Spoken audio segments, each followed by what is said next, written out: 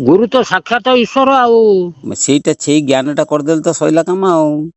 कहीं मु भागवत पढ़ुची सबुदिन ମୁହିଁ ମୁହିଁ ବସେ ଗୁରୁ ଦେହେ ମୋଠାରୁ ଗୁରୁ ଭିନ୍ନ ନୁହେଁ। ना ଆଉ ତେଣୁ ଯେତେବେଳେ ଯୋଉ ମନ୍ଦିରକୁ ଯାଏ ଗୋଟେ କଥା ଶୁଣ, ଜଣେ ବ୍ରାହ୍ମଣଙ୍କର ସିଏ ଗୋଟେ ଖଟୁଲି 10 ଫୁଟ ଭଳିଆ ଲମ୍ବା। ସେ ଖଟୁଲିରେ ସବୁ ରହିଛି ଯେ ଅଶେଷ ଠାକୁର ଶାଳଗ୍ରାମ କତିରୁ ବ୍ରାହ୍ମଣ ସିଏ ତାଙ୍କର ଦିନେ ଛୁତିକ ହେଲା। ଛୁତିକ ହେଲା ପରେ ମତେ ସିଏ କହିଲେ ସିଏ ଆମର ଗୁରୁ ଭାଇ। ମତେ ସିଏ କହିଲେ ବାବା ଆଉ ତମେ ଏଇ ପୂଜା ଠାକୁରଙ୍କର କରିବ। ମାନେ ହଁ କରିବି।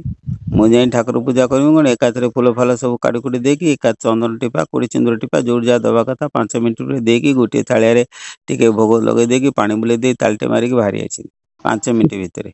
ବୁଢା ଚାହିଁଛନ୍ତି, କହିଲେ ବାବା ମତେ ଘଣ୍ଟେ 1.5 ଘଣ୍ଟା ଲାଗୁଛି, ଆପଣ କଣ ଏତିକିରେ ପଳେଇ ଆସିଲେ?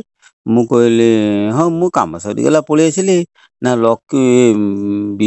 ନାରାୟଣ ଶିଳାକୁ କଣ କୁହନ୍ତି ତାକୁ ଶାଳଗ୍ରାମ।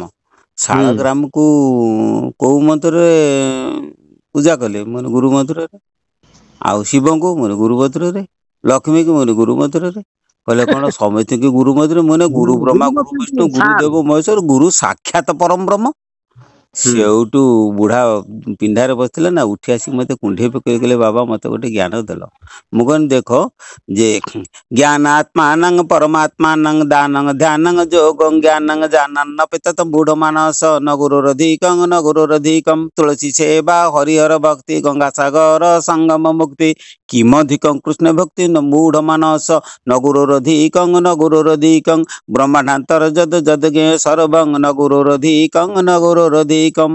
ବୁଢା ତ ଶୁଣିକି ଭାରି ଖୁସି ହେଇଗଲେ। ଆଉ ଗୋଟେ କଥା ହଉଛି ଗୁରୁଙ୍କ ଠାରୁ କେହି ଅଧିକ ନାହାନ୍ତି। କାରଣ ଆମେ ସାକ୍ଷାତ ତାଙ୍କ ସାଙ୍ଗରେ ହିଁ କଥାବାର୍ତ୍ତା କରିପାରିବା, ତାଙ୍କ ସାଙ୍ଗରେ ବସି ପାରିବା, ତାଙ୍କ ସାଙ୍ଗରେ ଖାଇପାରିବା, ତାଙ୍କ ସାଙ୍ଗରେ ହସି ପାରିବା। ଯେ ଗୁରୁ ଆମର ବନ୍ଧୁ ହେଇପାରିବେ, ପୁଅ ହେଇପାରିବେ, ବାପ ହେଇପାରିବେ, ଗୁରୁ ମୋର ସବୁ ହେଇପାରିବେ। ଯଦି ତାଙ୍କୁ ଅନ୍ତର ସଂଖ୍ୟାରେ ନିଜର କରିଦେଇ ପାରିବା, ଭଗବାନ ଆଉ କେତେ ବାଟ କି? ତେଣୁ ଗୁରୁଙ୍କୁ ଯଦି ଭଲ ନ ପାଇବା, ଭଗବାନଙ୍କୁ ଭଲ ପାଇବା କେତେବେଳେ? କଣ? ଆଚ୍ଛା, ଜଣେ ଭଦ୍ର ବ୍ୟକ୍ତି ପିଲାଦିନେ ମତେ କହିଲେ ସିଏ ବୟସରେ ବହୁତ ବଡ ମୋ ଠାରୁ। ସିଏ କିନ୍ତୁ ଜାତି ଅଲଗା ହେଲେ ଗାଁ ହିସାବରେ ସିଏ ମୋର ମାମୁଁ ହିସାବ ହେବେ। କିନ୍ତୁ ସିଏ ଓଲଟା କଣ ନା ମତେ ଡାକନ୍ତି ମାମୁଁ। ଆଚ୍ଛା, ଯଦି ଡାକନ୍ତି ସେଇଠୁ ବିଡି ଦୋକାନ ଟିଏ ଥାଏ। ମୁଁ ସେଠୁ ପିଲାଦିନରୁ ତ ମୋର ଏଇ ସବୁ ଜିନିଷ ଧ୍ୟାନ ଉପରେ ଧ୍ୟାନ ଧାରଣା, ଶାସ୍ତ୍ର ପଢିବା ଏନ୍ତେନ କରିବା। ଏପରିକି ପାଲା ଗାୟକ ମୋ ଆଗରେ କଥା କହିପାରନ୍ତିନି, ଡରିବି। ମୁଁ ପାଲା ଯେତେବେଳେ ହବ ମୁଁ ଯାଇ ସେଠି କୋଉ ବିଷୟ କରୁଛୁ, କଣ କରୁଛୁ କହ। ତେଣୁ ସେଠୁ ମତେ ଡାକିଲେ, କହିଲେ ମାମୁଁ ଏଇଠିକି ଆସ। ମନେ କହନି କହିଲା ମୋର ଗୋଟେ ସନ୍ଦେହ ହଉଛି। ମାନେ କଣ ନା କେଳାକୁ ଯେତେବେଳେ ତୁମ୍ବୁଡା ବଜଉଛି, ନାଉ ତୁମ୍ବୁଡା ବଜେଇ ସାରିଲା ପରେ ସାପ ଗାତରୁ ବାହାରି ଆସୁଛି। ମୁଁ କହିଲି ହଁ। ପଦୁମୂତଳା ଡାକିଲେ ସାପ ବାହାରି ଆସୁଛି। ମୁଁ କହିଲି ହଁ। ଆଉ ସେମିତି ମନ୍ତ୍ର ନାହିଁ ନା ଭଗବାନ ବୈକୁଣ୍ଠରୁ ଓହ୍ଲେଇ ଆସିବେ? ମୁଁ କହିଲି ହଁ ଅଛି। ସେଇଠୁ ସେ କହିଲେ ନା ନାହିଁ। ମୁଁ କହିଲି ନାଇଁ। କଣ ବୁଝିପାରିଲେ ନା? କୋଉ ମନ୍ତ୍ରକୁ ଡାକିଲେ ଭଗବାନ ବୈକୁଣ୍ଠରୁ ଓହ୍ଲେଇ ଆସିବେ? ସେ ମନ୍ତ୍ର ହଉଛି ଗୁରୁ ନାମ। ତେଣୁ ଗୁରୁ ନାମ ଯଦି ଆମେ ସ୍ମରଣ କରିବା, ଭଗବାନ ବୈକୁଣ୍ଠରୁ କାହିଁକି ଆସିବେନି? ନିଶ୍ଚୟ ଆସିବେ। ତେଣୁ ଗୋଟେ କଥା ହଉଛି, ସବୁ ହଉଛି ଭାବ, ଭକ୍ତି, ସ୍ନେହ, ପ୍ରୀତି, ମମତା। ହେଲା କି? ଯିଏ ଯେତିକି ଗୁରୁଙ୍କୁ ଭଲ ପାଇପାରିବେ, ହେଲା କି? ଗୋଟେ ଲୋକ ଅଛନ୍ତି, ସେ ପୁରା ବେତଣ୍ଡା ଭାଷା କହିବେ, କିନ୍ତୁ ମୁଁ ତାଙ୍କୁ ଭାରି ଭଲ ପାଏ। ସେ ବେତଣ୍ଡା ଭାଷା ସିନା କହିବେ, ତାଙ୍କ ଅନ୍ତରଟା ହଉଛି ଅତି ଖୋଲା। କଣ ବୁଝିପାରିଲ ନା? ଗୋଟେ ମଠରେ ମୁଁ ଥାଏ, ସେ ଦଳେ ଟୋକା ଥାଆନ୍ତି, ମାନେ ବହୁତ ସମବୟସ୍କ ଟୋକା 20-30 ଜଣ ଥାଆନ୍ତି ସେ ଗାଁରେ। ସମସ୍ତେ ଆସନ୍ତି ମୋ ପାଖରେ ବସନ୍ତି। ତାଙ୍କରି ଭିତରୁ ଗୋଟିଏ ଟୋକା, ସମସ୍ତେ ଜୁହାର ହୁଅନ୍ତି, କିନ୍ତୁ ଗୋଟିଏ ଟୋକା ସିଏ ଆସି କହିବ ବାହାବା ଥୋଇଲି। ବୁଝିଲ ନା? ବାବାଙ୍କୁ ବାବା ନ କହି କହିବ ବାହାବା ଆଉ ଥୋଇଲି। ଜୁହାର ହେଲି ମାନେ ଥୋଇଲି। ଥୋଇବା ଅର୍ଥ ଜୁହାର ହବା। ସେଠୁ ସବୁ ପିଲାମାନେ ତାକୁ ବିଗିଡନ୍ତି। ସିଏ କିନ୍ତୁ ଚଞ୍ଚଳ ମସ୍ତିଷ୍କ ପିଲା ସିଏ, କିନ୍ତୁ ସବୁ ପିଲା ତାକୁ ବିଗିଡନ୍ତି। ତୁ ବାପାଙ୍କୁ ଏମିତି କଣ କହୁଛୁ? ସିଏ ଶୁଣେ ନା, ସେମିତି କରେ। ଦିନକର ଘଟଣା, ମୁଁ ସେ ମଠ ଦୁଆର ମୁହଁରେ ବସିଛି, କଣ ଗୋଟେ କଥା ପାଇଁ ଜଣେ ଇତର ଲୋକ ଆସିକିରି ସିଏ ମତେ ଟିକେ କଥାଟା ଟିକେ କଢା କରିକିରି ସେଠି ବସିକି କହିଲା। ବୁଝିଲେ ନା। ମୁଁ ସେଠି ବସିଛି, ସେ ଟୋକା ମାନେ ସବୁ ସେ କ୍ଲବ ଘରେ ବସିଛନ୍ତି, ଏଇ ପିଲା ବି କ୍ଲବ ଘରେ ବସିଛି। ତାଟିଟିଏ ବରଡା ତାଟିଟିଏ, ସେଇଥିରେ ପାଣି ଗଲାଣି, ଗତ ବର୍ଷର ତାଟିଟି ସେ ଭାଙ୍ଗି ଗଲାଣି, ପୁଣି ଚିଆ ହେଲେ ଲଗା ହବ। ସେଇଠୁ ସେ ଯେମିତି ବେତନା ଭାଷାଟି କହିଲା ସେ ଲୋକଟା, ଇଏ କଣ କଲା ନା, ଯୋଉ ଟୋକାଟି ମତେ ମାନେ ଥଟ୍ଟା କରେ, ସିଏ କଣ କଲା ନା ସିଧାସଳଖ ତାଟି କିଳା ଧରିକି ଗୋଡେଇଗଲା 1 କିଲୋମିଟର ପର୍ଯ୍ୟନ୍ତ। କହିଲା ଶାଲା ତୁ ଆମ ବାବାଙ୍କୁ ଏମିତି କଥା କହିବୁ।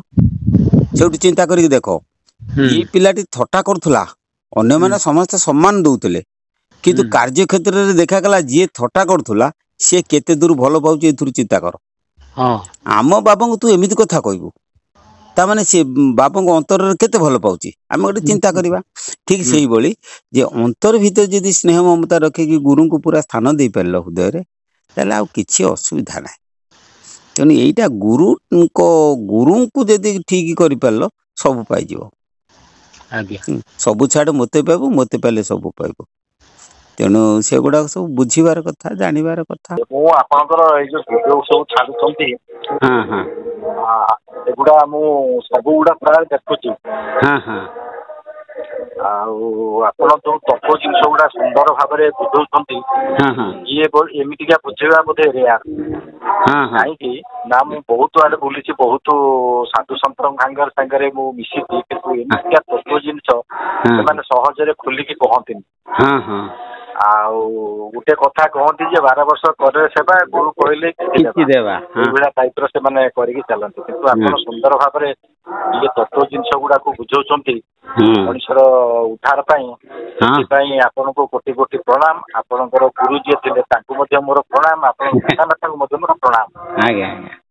ଆଉ ବହୁତ ଭଲ ଲାଗେ ଏଇଟା କଥା ଶୁଣିବା ପାଇଁ ଆପଣଙ୍କର। ଆଉ କଥା ହଉଛି କଣ କି, ମୁଁ ଗୋଟେ ଦୀକ୍ଷା ନେଇଛି, ମୁଁ ଇଏ ଠାକୁର ଅଭିରାମ ପରମହଂସଙ୍କ ସମ୍ପ୍ରଦାୟରେ ମୁଁ ଦୀକ୍ଷା ନେଇଛି। ବାଃ, ବହୁତ ଖୁସି ହେଲି।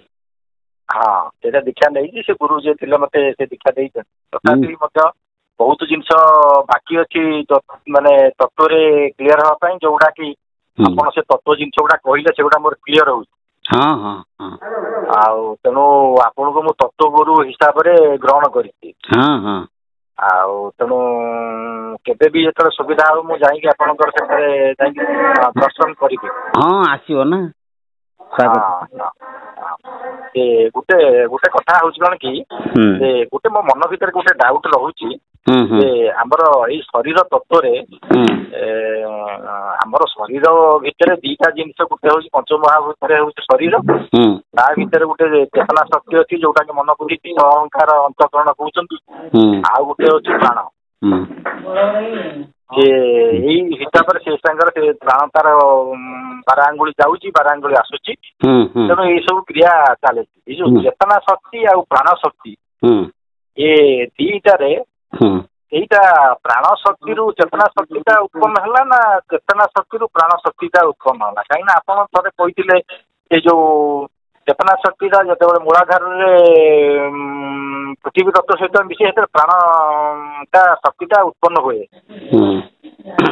ଆଉ ଆଜ୍ଞା, ସେଇଟା ମୋର ଭିତରେ ଗୋଟେ ମନ ଭିତରେ ସବୁବେଳେ ଡାଉଟ ରହୁଛି ଯେ ଚେତନା ଶକ୍ତିଟା ପ୍ରାଣରୁ ଉତ୍ପନ୍ନ ହଉଛି ନା ପ୍ରାଣ ଶକ୍ତିରୁ ଚେତନା ଶକ୍ତିଟା ଉତ୍ପନ୍ନ ହଉଛି? କାହିଁକି ନା ଅରବିନ୍ଦଙ୍କର ଯୋଉ ଡିଭାଇନ ଲାଇଫ ଅଛି ସେଥିରେ ମୁଁ ପଢୁଥିଲି, ଅରବିନ୍ଦ ଯେତେବେଳେ ଲେଖିଛନ୍ତି ଯେ ପ୍ରାଣ ମ୍ୟାନିଫେଷ୍ଟ ଆଜ୍ କନସସନେସ।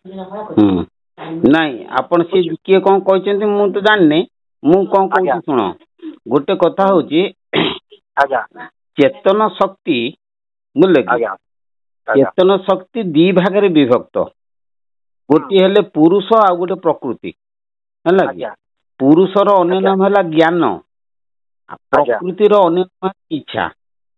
ତାମାନେ ପ୍ରକୃତିର ଅନ୍ୟ ନାମ ହେଲା ଇଚ୍ଛା। ତେଣୁ ଆମର ଯେତେବେଳେ ବ୍ରହ୍ମ ଶକ୍ତି, ସେ 2 ଭାଗରେ ବିଭକ୍ତ ହୁଅନ୍ତି। ଗୋଟିଏ ହଉଛି ଜ୍ଞାନ ଏବଂ ଗୋଟେ ଇଚ୍ଛା, ହେଲା। ଜ୍ଞାନର ଧର୍ମ ହେଲା ଇଚ୍ଛା। ତେଣୁ ଜ୍ଞାନ ଇଚ୍ଛାକୁ ଛାଡିକି ରହିପାରିବ ନାହିଁ, ଇଚ୍ଛା ବିନା ଜ୍ଞାନ ବି ପ୍ରକାଶିତ ହେଇପାରିବ ନାହିଁ। ତେଣୁ ଜ୍ଞାନ ହେଲା ପୁରୁଷ, ଇଚ୍ଛା ହେଲା ପ୍ରକୃତି। ଏଇ 2ଟା ତିଆରି ହେଲେ ସେଇ ଯୋଉ ଇଚ୍ଛା ଶକ୍ତି, ସେଇ ଇଚ୍ଛା ଶକ୍ତି କଣ ହୁଏ ନା 3 ଭାଗରେ ବିଭକ୍ତ ହୁଏ, ବୁଝିଲେ। ଇଚ୍ଛା ଶକ୍ତିଟା 3 ଭାଗରେ ବିଭକ୍ତ ହୁଏ। ଗୋଟେ ହଉଛି ପ୍ରାଣ ଶକ୍ତି, ଗୋଟେ ହଉଛି ମାନସ ଶକ୍ତି, ଗୋଟେ ହଉଛି ଆତ୍ମ ଶକ୍ତି। तेणु इच्छा शक्ति प्राण शक्ति मानस शक्ति आत्मशक्ति परिणत हुए। प्राण शक्ति होची सूर्य स्वरूप, मानस शक्ति है चंद्र स्वरूप, आत्मशक्ति है अग्नि स्वरूप। तेणु मानस शक्तिटा ईड़ा नाड़ी रे प्रभावित हुए, प्राण शक्तिटा पिंगला नाड़ी रे प्रभावित हुए, आत्मशक्तिटा सुषुम्ना नाड़ी रे प्रभावित हुए। बुझले ना? अच्छा, ये जो प्राण आत्मा ये तो गला शक्ति, पुणी से जो चित शक्तिटा से जो इच्छा शक्ति सी कौन हुए तीन भाग में विभक्त है, पुणी इंद्रिय रूप से 4 भाग में विभक्त है। गोटे है मन बुद्धि चित्त अहंकार। बुझे कि मन बुद्धि चित्त अहंकार कौन? इच्छार जो बुद्धिटा कहती ताको होची अनुभव शक्ति, इच्छाटा चित्तटा को कह जाए विचार शक्ति, मनटा को कह जाए कल्पना शक्ति एवं अहंकार को कह जाए अभिमान शक्ति। तेणु अनुभव विचार कल्पना एवं अभिमान ये 4 प्रकार भाव से इच्छा शक्ति विभक्त होगी 4टा इंद्रिय रे परिणत हुए, ताको अंतर इंद्रिय कह जाए। तेणु पुणी से अंतर इंद्रिय जो चिंता शक्ति जो मन शक्ति रहा सी कौन हुए ना से 5टा इंद्रिय शक्ति ज्ञान इंद्रिय शक्ति जो उत्पन्न हुए। गोटे हूँ देखा शुणा शुणा छुईबा एवं चाखिबा, ये 4टा अनुभूतिर शक्ति से ना सृष्टि हुए।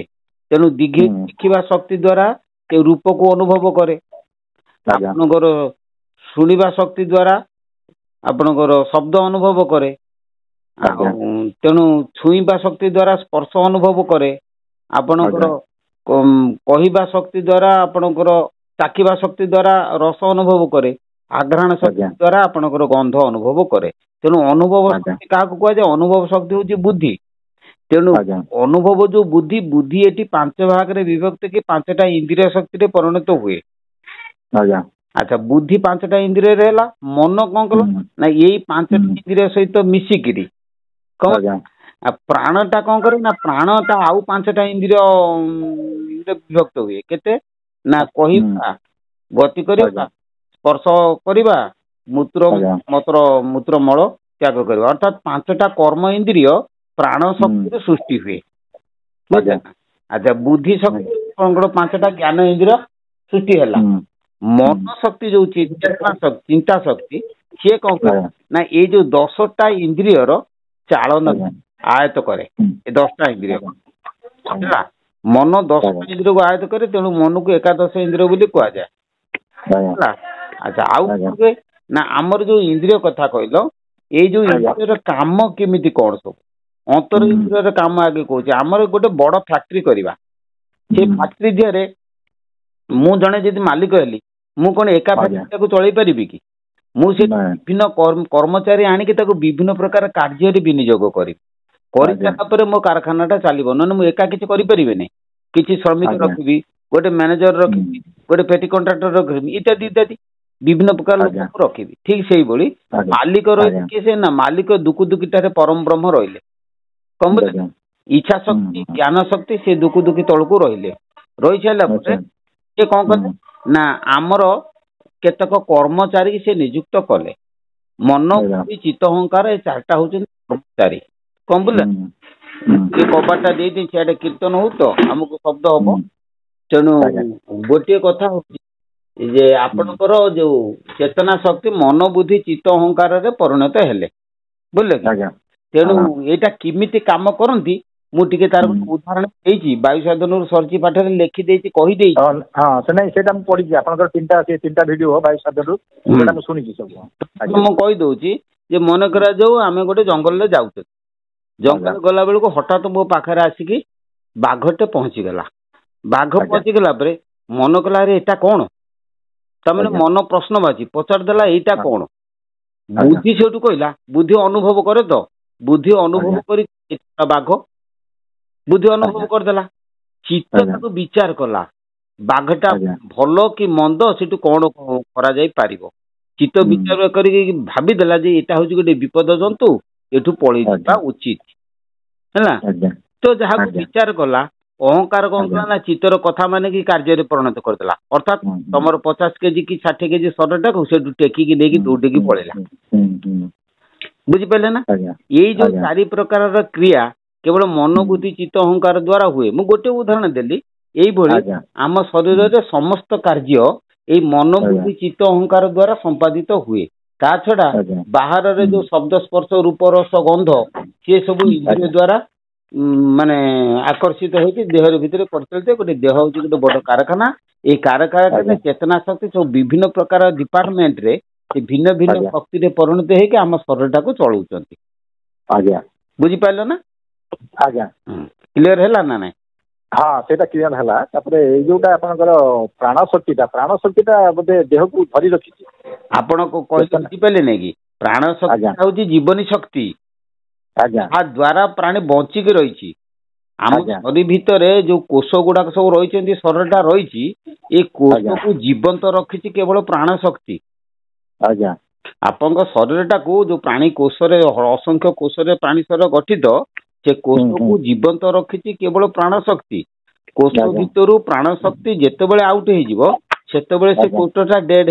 हो तेणु आम शरीर को बंचे रखी प्राण अर्थ जीवन शक्ति है तेणु आम शरीर प्राणटा प्रकृति सृष्टि प्राणटा चित शक्ति सृष्टि होची प्रकृति जहाँ कौच प्रकृति कहले इच्छा शक्ति इच्छा को प्रकृति कह जाए जो प्रकृति कहले शब्द कहल प्रकृति प्राण शक्ति सृष्टि होची प्रकृति कहले इच्छा को कौ प्रकृति प्रकृति दी भाग गोटे चेतन प्रकृति गोटे हूँ जड़ प्रकृति बुझे प्राणटा चेतन प्रकृति सृष्टि आ पदार्थटा जड़ प्रकृति सृष्टि तेणु प्रकृति दी भाग विभक्त गोटे परा गोटे अपरा अपरा अर्थ जड़ा परा अर्थ चेतन जड़ प्रकृति आ चेतन प्रकृति चेतन प्रकृति चारि भाग विभक्त जड़ प्रकृति 5 भाग विभक्त जड़ प्रकृति 5 भाग विभक्त कौन ना गोटे हूँ कठिनता तरलता तप्तता बाष्पीयता एवं स्पंदनता ये 5 प्रकार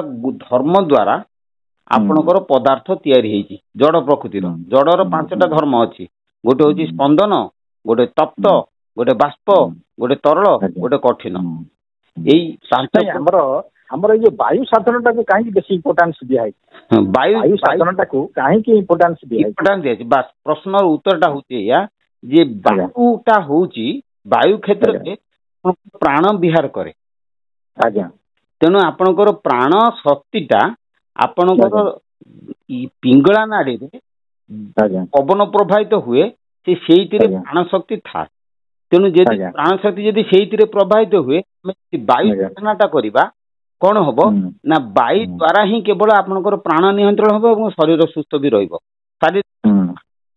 तेणु आपणकर वायु साधनारू सरीची पाठ तुलसी गछरु सरीची काठ आम गुरु जो कहते तार कारणटा हूँ जे वायु प्रवेश कले तमे जन्म हेल वायु बाहर गले तुमको मृत कहे तेणु तुमर जन्म मरण ए दीटा कथा केवल पवन द्वारा सिद्धांत करा जाउची तेणु प्राण शक्तिटा आमर भितर सृष्टि होगी थाए जितेबाला से छुआटा जन्म होला बाहर को बाहर सेतबले वायुटा भितर को प्रवेश करे प्राण शक्तिटा जागृत होला परे वायुटा भितर प्रवेश करे प्राण शक्ति जागृत होते जो कि पवनटा प्रवेश करे बुझे ना तेणु पवन प्रवेश कला परे सी आ महागर्भरे रही परिबनी बाहर को बाहरला परे पवनटा प्रवेश करिवो बाहर को बाहरला परे पवनटा प्रवेश करिवो पवन पशि गले से बाहर आसीबो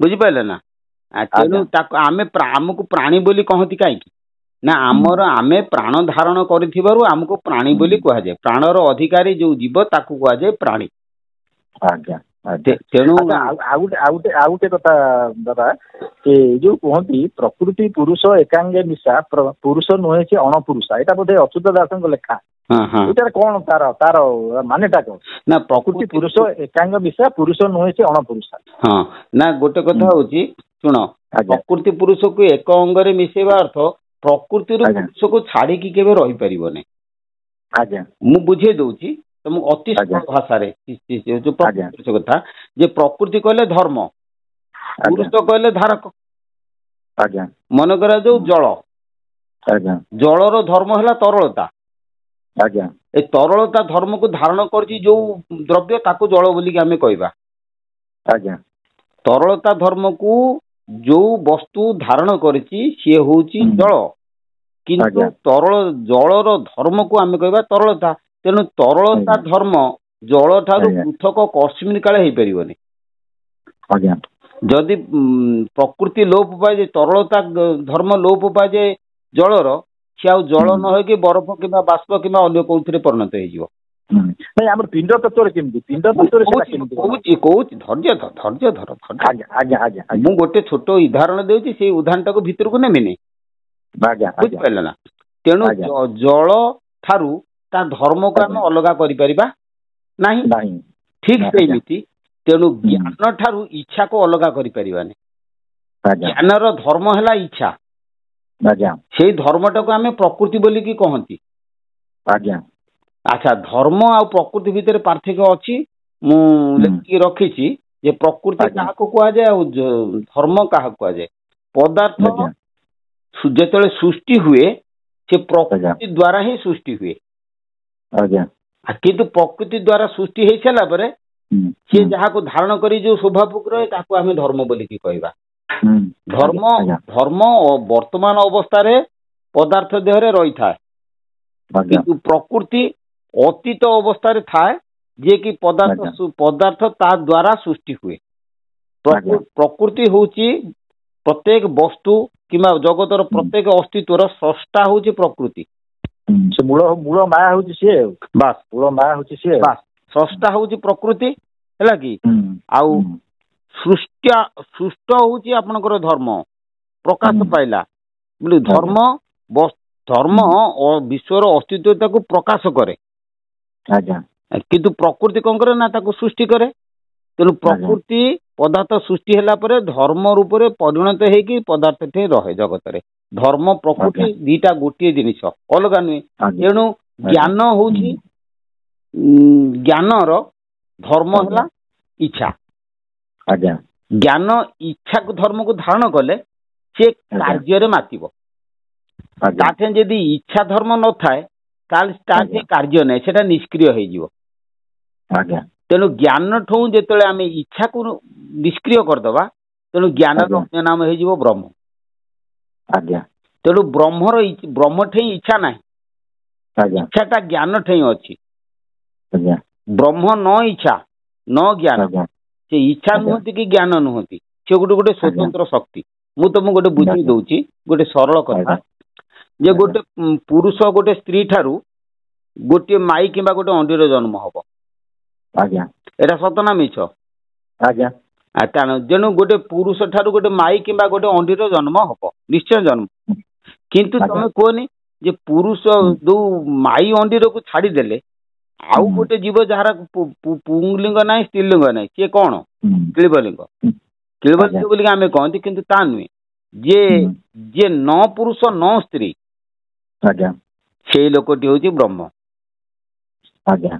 बुझिपारे कि तेणु पुरुष कहले ज्ञान प्रकृति कहले इच्छा ना ज्ञान इच्छा जो विरत हो शक्ति लोप पाई से ब्रह्म स्वरूप रही तार क्रिया ना क्रिया शक्ति ना इच्छा ज्ञान जो उद्रेक हे से क्रिया शक्ति उद्रेक हो क्रिया शक्ति अर्थ हूँ प्राण शक्ति समझल ना क्रिया शक्ति टाक प्राण शक्ति कह जाए तेणु ब्रह्म प्रथम विश्व ब्रह्मांड जो थिले जे काले ये विश्व नथिला रे बाबू आत्मा थिला विराजित एबे मध्य आत्मा विराजु अछि रे भविष्य थीब निश्चित बुझि पाइल ना तेणु से आत्मा बा ब्रह्म बा परमात्मा जहाँ तमें कह गोटे चेतनात्मक शक्ति रही जो शक्ति रू ए विश्व ब्रह्मांड सबु शक्ति खेरी ताको विज्ञान भाषा प्रमाण करने मोर उद्यम चली मुझे सफल हो जाए ताले मु करदेमी जे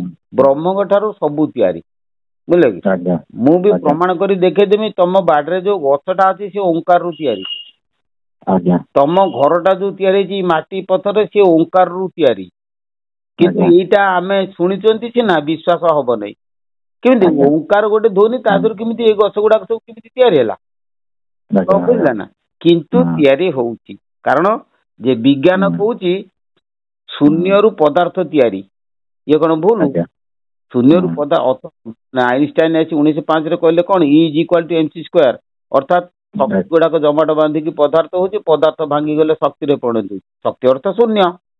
तेणु शून्य रु पदार्थ तैयारी होची एवं पदार्थ भांगी गले शून्य रे मिशि जाउची। ताले ए विश्व ब्रह्मांड दिने शून्य को पळेबो, ए शरीर दिने शून्य को पळेबो। ताले जो शून्य रे जो परम ब्रह्म अछि ताकू यदि तमे अनुभव करि परिबो, सेही हेला तमर प्रकृत ज्ञान हैला कि हमर पिंड तत्व रे किनि ताकू मिसेइबा किमिति प्रकृति पुरुष किमिति मिसे तमे बुझी पाले ने मुजा कहली ए पिंड भीतर सब शून्य स्थान अछि। आज्ञा आम देह भितरे सब भिन्न भिन्न सब शून्य जगह अछि, 16टा शून्य अछि। सेही शून्य रे एई जो पुरुष प्रकृति ज्ञान ब्रह्म इच्छा एगुडा सब से शून्य रे उद्रेक हुअंती, शरीर सहित तांकर कोडीसी संपर्क नाही। ए पिंड भितर आउटे जो कथा कहउचंती से एकई वृक्ष हंस दोई बसंती प्रिय बाबा कथा को आउ गोटा को पळे गलडी नहीं नहीं एइटा हां नहीं सेइटा प्रकृति पुरुष दी भीतर अछंती से माने तले अलगा होउचन सेतले क्रिया हंस दुई को जणे जणे जीव जणे परंपा आ सेई दुईटा कोन अछि एकई वृक्ष कहले शरीर। आज्ञा शरीर बुके तमे ये मु केते उच्चतर कथा कहूची पुणी तमे निम्न को मते टाणुच। गोटे कथा होची से कथाटा पछरे पछरे बाउ दिने बुझला आज जो पचारल बुझले कि प्राण शक्ति कथा पचार तो मु प्राण कथाटा ऐसा कहम जे मते 7 दिन लागिबे तुमको बुझिया पे। से प्राणटा कोन, से प्राणटा होची सूर्य। आज्ञा बुझि पाइल कि जेमिति गछटा पृथ्वी रे अछि, सूर्य किरण द्वारा गछ बंचिची, सतना मिछ सतना। सूर्य किरण द्वारा गछ बंचिची किंतु सूर्य सहित गछर कोनसी संलग्न संपर्क अछि कि किछि नाही। सूर्य सहित गछर कोनसी संपर्क नाही, किंतु सूर्य किरण पात हबारु गछटा तार सब काम करूची करछि ना। ठीक सेमति आम शरीर भितरे आत्म सूर्य होची प्राण। तेणु प्राण सूर्य जो आम देह जे अछि कि आम देह सहित तार संपर्क नाही, किंतु देह सहित प्राणर आलोकटा आम देहरे प्रतिफलित हेबारु आम शरीर बंचिची। मूलरू मु कहिछि प्रथम थर मु कहली जे आज जे प्रत्येक कोषरे जे प्राण प्रवाहित होउची। मु आउ गोटे उदाहरण तुमको दउची जे गोटे लुहारे गोटे इलेक्ट्रिक करंट चार्ज कर दियो हैला, से करंट लुहा ठारू भिन्न ना एके नहीं भिन्न किंतु ता भीतर पास कर जाउची ना पास करची ता द्वारा, किंतु लुहा लुहा आ करंट ए दिटा एक जिंस ना अलग जिंस नहीं अलगा अलगा बास। ठीक से बेड़ी ये जो आम कोष भीतर जो प्राण शक्ति प्रवाहित होउची ये प्राण अलगा कोष अलगा। आज्ञा कोष जदि आम इलेक्ट्रिक तार कहबा प्राणटा हला तार करंट। आज्ञा तेणु आम शरीर भितर प्रत्येक कोष रे जो प्राण शक्ति प्रवाहित होउची ये शरीर ठारू अलगा। आज्ञा शरीर सहित किसी तार संपर्क नाही। पिंड ब्रह्मांड कथा कहते पिंड अर्थ शरीर, शरीर भितर ये जो प्राण प्रवाहित होउची ता सहित आमर कोनोसी संपर्क नाही देहर। अच्छा अच्छा हौ बाबा मु केबे गले मु आपन को फोन करके ही जीबी। हाँ आस तमे न आसिले आ तमने भली लोक पिला आसिले सिना दिन बुझिबो। आज्ञा आज्ञा आज्ञा आज्ञा आज्ञा आज्ञा आज्ञा आज्ञा प्रणाम।